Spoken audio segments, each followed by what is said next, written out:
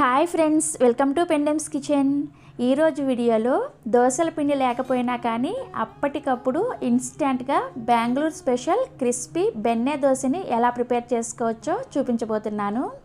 ఇక్కడ నేను చూపించబోయే విధంగా ఇన్స్టెంట్గా బ్రేక్ఫాస్ట్ని ప్రిపేర్ చేశారంటే ఖచ్చితంగా మీ ఇంట్లో వాళ్ళందరూ కూడా ఆ టేస్ట్కి ఫిదా అయిపోతారు. అంత టేస్టీగా ఉంటుంది.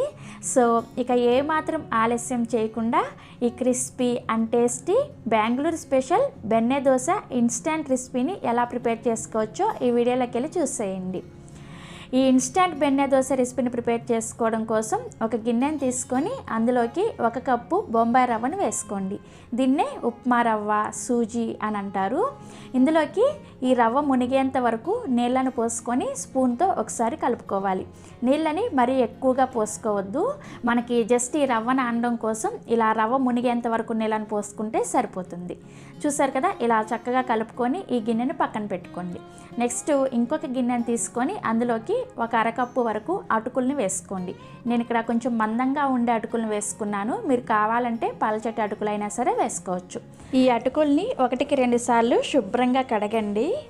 నెక్స్ట్ అదే కప్పుతోటి 1 కప్పు కొద్దిగా పులిసిన చిక్కటి మజ్జిగను వేసుకోండి. మీరు ఇవన్నీ కూడా కొలుచుకోవడానికి ఒక గ్లాసును కానీ లేదంటే 1 కప్పును కానీ సెట్ చేసుకోండి. మీకు అప్పుడే ఈ దోశ అనేది ఇక నేను చూపించబోయే విధంగా క్రిస్పీగా 100% టేస్టీగా వస్తుందన్నమాట. ఇది చాలా ఇంపార్టెంట్ స్టెప్ అనమాట. కాబట్టి ఈ దోశల పిండిని ప్రిపేర్ చేసుకోవడానికి మీరు ఖచ్చితంగా ఒక గిన్నెని కానీ గ్లాసుని కానీ సెట్ చేసుకోండి. సో ఈ అటుకుల్ని మజ్జిగలో కలిసేటట్లుగా ఇలా కలుపుకొని ఈ గిన్నెని కూడా పక్కన పెట్టేసి ఈ రెండింటి కూడా 10 నిమిషాల పాటు నానబెట్టుకోవాలి. మీకు టైం ఉంటే ఒక 15 నుంచి 20 నిమిషాల పాటు అయినా సరే నానబెట్టుకోవచ్చు. సో నేనైతే ఇక్కడ ఒక 15 నిమిషాల పాటు నానబెట్టాను. నానబెట్టిన తర్వాత మీకు చూపిస్తున్నాను, చూసారా, మనకి రవ్వ నీళ్ళని పీల్ చేసుకొని ఇలా చక్కగా నానిపోయి ఉంటుందన్నమాట. అలాగే మనం ముందుగా నానబెట్టుకున్న అటుకులు కూడా మజ్జిగను పీల్చుకొని చక్కగా నానిపోయాయి.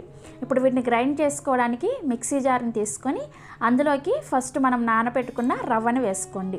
అలాగే మనం ముందుగా నానబెట్టుకున్న అటుకులను కూడా వేసుకొని ఇందులో తగినన్ని నీళ్ళని పోసుకొని ఈ పిండిని గరిటె జారుగా ఉండేటట్లుగా ప్రిపేర్ చేసుకోవాలి.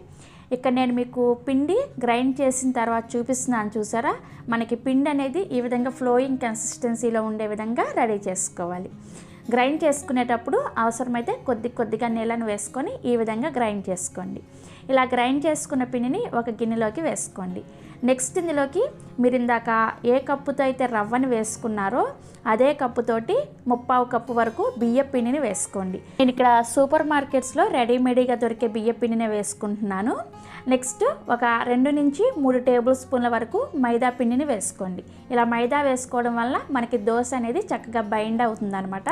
అలాగే మనకి ఈ దోశ అనేది మంచి రంగులో రావడం కోసం 1 టీ స్పూన్ వరకు పంచదారను వేసుకోండి.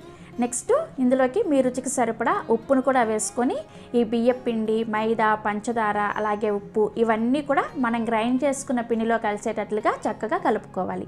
మీకు ఎక్కడా కూడా ఉండలు అనేవి లేకుండా చక్కగా కలుపుకోండి. విస్కర్తో కలుపుకున్నారంటే పిండి చక్కగా కలుస్తుంది అనమాట. బియ్య పిండిని అండ్ మైదాని వేసుకోవడం వలన మనకి దోశ పై లేయర్ అనేది చక్కగా క్రిస్పీగా వస్తుంది అనమాట. అలాగే అటుకులను వేసుకోవడం వలన మనకి దోశ లోపల అనేది సాఫ్ట్గా ఉంటుంది అనమాట. సో అందుకోసం ఈ విధంగా దోశల పిండిని ప్రిపేర్ చేసుకోవాలి. సో ఇక్కడ నేను మీకు ఉండలు లేకుండా కలిపిన తర్వాత చూపిస్తున్నాను, చూడండి, మనకి కన్సిస్టెన్సీ ఈ విధంగా ఉంటుంది. ఇప్పుడు మనం ఇన్స్టెంట్గా ఈ దోశను ప్రిపేర్ చేసుకుంటున్నాం కాబట్టి ఇందులోకి 1 టీ స్పూన్ దాకా ఈనోని కానీ బేకింగ్ సోడాని కానీ లేదంటే బేకింగ్ పౌడర్ని కానీ వేసుకోండి. ఏదో ఒకటి వేసుకున్నారంటే మీకు దోశ అనేది పర్ఫెక్ట్గా వస్తుంది. ఒకవేళ మీకు ఇవేమీ వేసుకోవడం ఇష్టం లేకపోతే సేమ్ ఇదే విధంగా కూడా దోశల పిండితో దోశను వేసుకోవచ్చు. బట్ దోశ అనేది అంత పర్ఫెక్ట్గా రాదనమాట. సో నేనైతే ఇక్కడ 1 టీ స్పూన్ ఈనో పౌడర్ను వేసుకున్నాను. ఈనో పౌడర్ మీద 1 టేబుల్ స్పూన్ వరకు నీళ్ళను వేసుకొని ఈ పిండిలో కలిసేటట్లుగా చక్కగా కలుపుకోవాలి. సో కలిపిన తర్వాత మీకు ఇక్కడ దోశల పిండి కన్సిస్టెన్సీ చూపిస్తున్నాను, చూసారా, మనకి ఈ విధంగా గరిటె జారుగా ఉండాలన్నమాట. సో మనకి దోశల పిండి రెడీ అయిపోయింది. ఇప్పుడు దోశ వేసుకోవడానికి స్టవ్ ఆన్ చేసి దోశల పెనాన్ని పెట్టుకొని బాగా వేడి చేసుకోవాలి. పెనం బాగా వేడైన తర్వాత ఇలా 1 చుక్క నూనెను వేసుకొని టిష్యూ పేపర్తో ఈ విధంగా తుడిచేయండి. ఇలా తుడిచిన తర్వాత మంటని మీడియం ఫ్లేమ్లోకి పెట్టుకొని మనం ప్రిపేర్ చేసుకున్న పిండిని ఇలా 1 నుంచి 1.5 గరిటె వరకు వేసుకొని కొంచెం మందంగా సెట్ దోశలాగా వేసుకుంటున్నాను నేను. మీరు కావాలంటే పల్చగా పేపర్ దోశలాగా కూడా వేసుకోవచ్చు.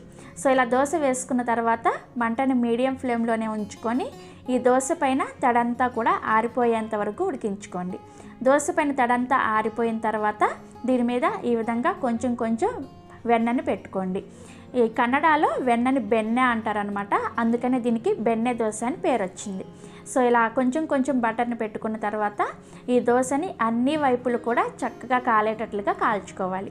సో దోశ చూసారు కదా, ఇలా ఒకవైపు కాలిన తర్వాత దీన్ని రెండో వైపుకు కూడా తిప్పుకొని రెండో వైపు కూడా ఒక 30 సెకండ్ల పాటు కాల్చుకున్నారంటే మనకి క్రిస్పీగా టేస్టీగా మంచి రంగుతో ఈ బెన్నె దోశ అనేది రెడీ అయిపోతుంది. సో ఇలా చక్కగా రెండు వైపులు కూడా దోశని కాల్చుకొని ఇలా సగానికి ఫోల్డ్ చేసుకున్నారంటే మనకి ఇన్స్టెంట్గా బెంగళూరు స్పెషల్ బెన్నె దోశ రెడీ అయిపోతుంది. దోశ కలర్ కానీ క్రిస్పీనెస్ కానీ ఎంత చక్కగా వచ్చిందో చూసారు కదా, చూస్తేనే తినేయాలనిపిస్తుంది కదా. సో తప్పకుండా ట్రై చేయండి.